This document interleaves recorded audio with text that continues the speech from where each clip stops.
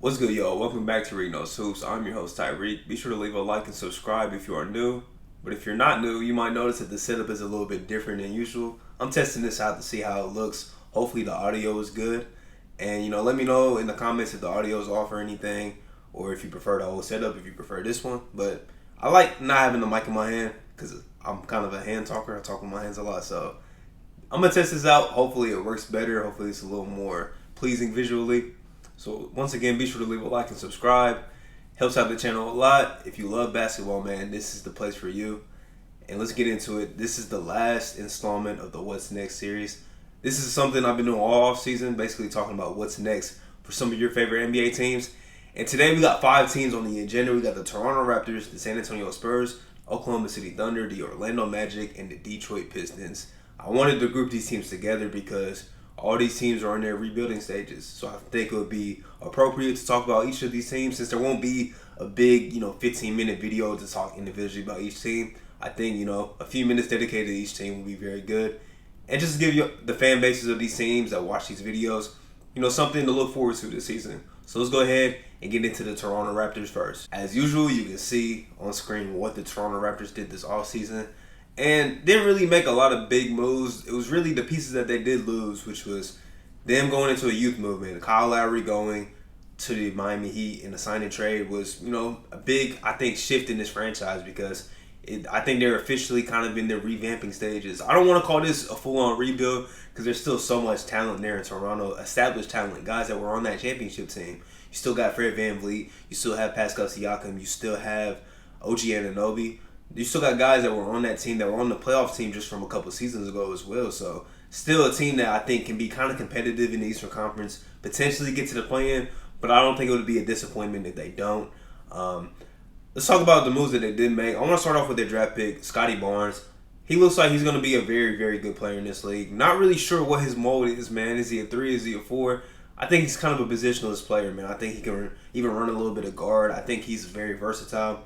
And I think in the long term, he's going to be a very good pick for this team. Kind of shocked me when they took him because we were hearing all pre-draft. Jalen Suggs is going to Toronto to be the Kyle Lowry replacement. That's all we were hearing. And then they took Scotty Barnes. But one thing about the Raptors, they are very good at finding talent, and they are very good at drafting, finding diamonds in the rough. And maybe Scotty Barnes will be this for this team. He looked very good in the summer league, and I'm excited to see him, in the regular season, see how he produces, see what their starting lineup looks like. That's what I'm kind of interested in because you still got Freddie, you still have Gary Trent Jr., you still have Pascal, OG Anunoby, Chris Boucher still on the roster. You just added Precious Achiuwa from the Miami Heat. That was part of the signing trade that where you let go of Kyle Lowry, you get back Precious. You also get back Goran Dragic, who we don't know how long he's going to be there. He said he doesn't want to buy out right now, or they don't want to buy him out. Basically, he's there to stay for right now, but I would assume he would probably get traded unless his team is kind of competitive. I would say he would probably get traded at some point during the season unless they're a competitive team. But man, I really like what the Raptors did, man. It's a youth movement. If you've been around the channel, I'm a big fan of Gary Trent. Big time fan of Gary Trent. I think he can take a big leap this season. I think Fred VanVleet had a very good prior year after getting paid the previous offseason. I think Pascal's going to bounce back this year, man. I really do. I think last year wasn't a bad year. It was just down from what he did the year before. The year before, he was an All-NBA player and All-Star. Last season just wasn't that, and it didn't help that he had like 4 or 5 game winners, like rim out, and it also didn't help that he was doing the spin move while he was attempting those game winners, which is like a big-time meme in the NBA community. But I think the Raptors being back in Toronto, hopefully, will have a bounce-back year, and I'm excited to see this team. Next, the San Antonio Spurs.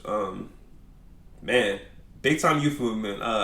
Not really something that I would have expected to see ever in San Antonio because as long as I've been watching basketball, they've been a competitive team, they've been a veteran-led team, and they're always competing for a championship. But the last few years have been a little different, and now it's a movement, to going towards some younger talent, man. And it started with, letting go of DeMar DeRozan in the signing trade. That was really a start. Get back some draft picks. We haven't really seen the Spurs do something like that, like get rid of a veteran talent for draft picks. We don't see that happen with San Antonio often. They usually want to get back some established talent. They did get back Thaddeus Young, who's a good vet to have, but they would probably want somebody back more than when they got DeMar DeRozan, they had to give away Kawhi Leonard, basically. They still wanted some talent back to be a competitive team. But I think now they're kind of in a full-on rebuild mode. And that's kind of exciting to see because I think the Spurs also have some pretty good young talent, man. I am a big fan of DeJounte Murray. I think he's somebody that could potentially be an all-star caliber player one day. I think he's somebody who's gotten better each season. His offensive game has really caught up to his defense. Still a very good defender also. And he had a good season last year. I just love the leaps that he's taking, especially offensively. I also really like Lonnie Walker. I think he can be... I don't know if he's really a starter, but I think he's still somebody that's going to be a valuable rotational piece.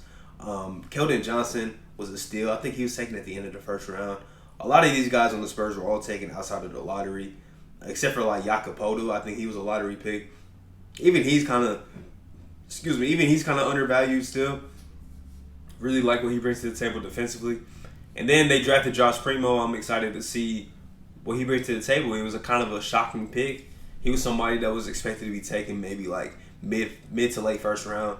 But he's somebody that he can shoot the ball, he can score the ball. I want to see how he produces and is able to develop in the San Antonio Spurs system. The Spurs, man, kind of weird. They did bring in some vets like Al-Farouq Aminu, Doug McDermott, and I mentioned Thaddeus Young. And they also got Zach Collins that took a fire on him. Somebody that hasn't really played a lot in his young NBA career because of injuries. But when he was on the court, pretty valuable piece to the Portland Trail Blazers, especially defensively. I like what the Spurs did, man. I think another team that's going into their rebuild, I would say this is more of a full-on rebuild than maybe the Toronto Raptors because I don't expect the Spurs to be too competitive. But you never know. You have Greg Popovich as your head coach. He might get the most out of his talent, and they're competing for the play-in. Like, you never really know how the Spurs go.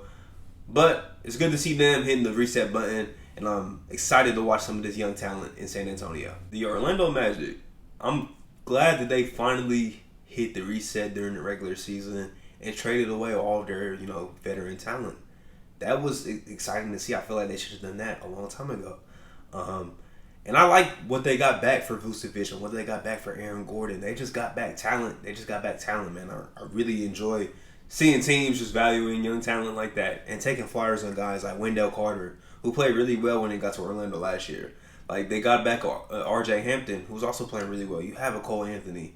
You have a Markelle Fultz, get well soon. You have a Jonathan Isaac. You still have Mo Bamba. We don't know what the hell Mo Bamba's going to be. We don't know what he's going to be. They got talent, man. They have a lot of talent there in Orlando. Young talent. How does it fit? I don't know. They drafted another guard in Jalen Suggs. What does that mean for Markelle? What does that mean for Cole Anthony? What does it mean for R.J. Hampton? We don't know, man. We don't know. They might just have an elite guard rotation for this next coming season. We don't know. But one of those guys might get traded. But down the line, you would probably expect that to happen because when you have so much good young talent, can't keep everybody. They also drafted Franz Wagner, who is Mo Wagner's little brother, with the 8th overall pick. This pick was a little surprising, I would say. I was expecting maybe go 2 guard because you have a John Isaac and Franz Wagner's kind of that mode, a 3-4 type player, defensive minded wing. Seems like very similar players. Maybe that's their concern with John Isaac not being able to stay healthy. Maybe that's why they went out and got a Franz Wagner as insurance. I didn't hate the pick, didn't love it. But I do like their draft. I think getting Jalen Suggs at 5 pretty much a steal. I think he can help turn the tide in this franchise. And they also have a new coach in there, and it's bad that I kind of forget his name. I'm going to get this man's name down, Jamal Mosley. That's their new head coach. I believe he's from the Dallas Mavericks coaching staff, so maybe he can help, get this franchise on track.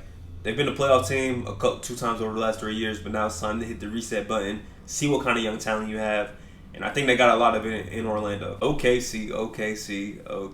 All right, man. It's the team that has 1 million draft picks over the next 7 years.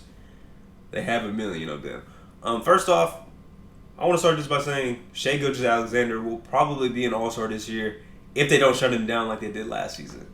They shut him down kind of early last year.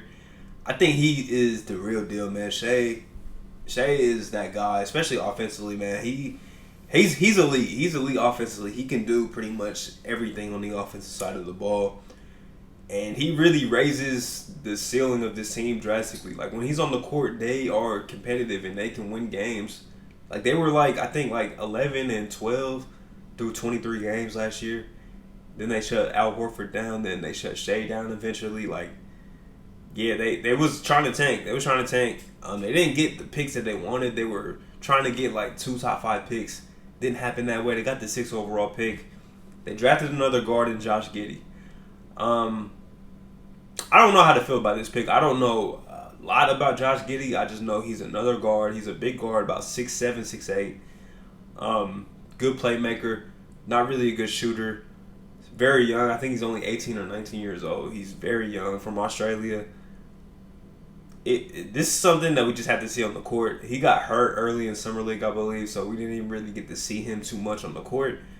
But one thing about OKC, like I mentioned about the Toronto Raptors, they do a very good job at drafting and finding talent, no matter if it's in the lottery or if it's in trades, late in the first round, undrafted free agents. They do this thing, man. They find hidden gems. Maybe Josh Giddey was that. They took a little reach on him, but maybe he turns out to be a very good player. Same thing with a guy like Trey Mann. I think Trey Mann, what I've seen from his like highlight tapes, he looks like he just has an elite offensive bag already at a young age. Excited to see him. Their guard rotation is going to be kind of crazy, man. Shea, Josh Giddey, Trey Mann. Got Teo Maledon still, who had a pretty solid rookie year. You got a lot of guards there, but the good thing about them, they're going to be trying to lose games, so a lot of these guys will get opportunities. Also drafted Jeremiah Robinson-Earl from Villanova. We know those Villanova players are always very solid in the league. And they also got Derek Favors in free agency, sign and trade, so they got a vet who they'll probably end up flipping for another first-round pick because that's how OKC goes. But I think OKC is doing the rebuild the right way. Hopefully they're able to continue to develop their talent and accumulate more young talent in the future because that's just what they do. Last team on the agenda is the Detroit Pistons, man. Detroit basketball got the 1st overall pick in Cade Cunningham. I think far and away he was the number 1 prospect in this draft. I think he's going to look, he looks like he has all the makings of being an all-star caliber player. An all-star at the very least. I think Cade Cunningham is the real deal. Don't really need to speak too much on him, but I do love what the Detroit Pistons are doing with their rebuild.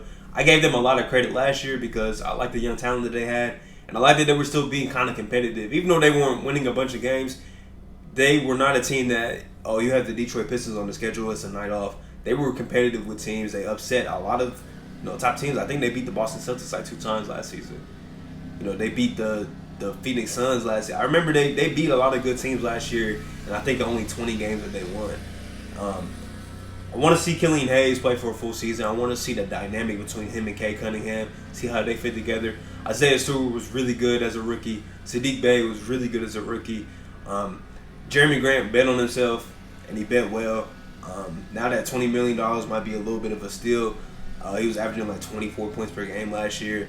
I like seeing just the trajectory of his game continue to go up. He continues to exceed his potential, man. That's what it seems like. But I really like what they did. They also Luka Garza, who they drafted in the 2nd round, who was one of the best college players over like the last decade.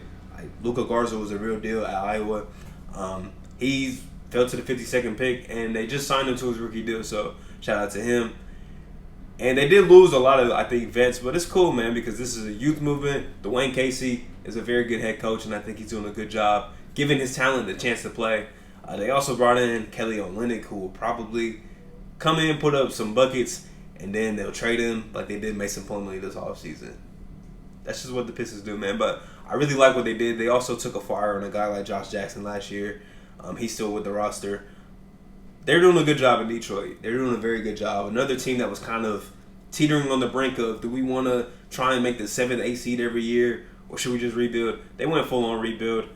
Might as well accumulate as much young talent as possible. But, y'all, that is the final installment of the What's Next series. I appreciate y'all for supporting me during this series, man. I didn't think I was going to get all 30 teams done, but we got them done right before the season's getting ready to start. Media days actually started today in the league, so I'll probably recap those at the end of the week. Just for content, just to see, what's going on. Maybe a little fun video, but once again, I appreciate y'all, man. The support's been going crazy lately. Almost to 400 subs. So be sure to hit that subscribe button, leave a like, share the video if you want to, and I'll be back next time with another one, y'all. Peace.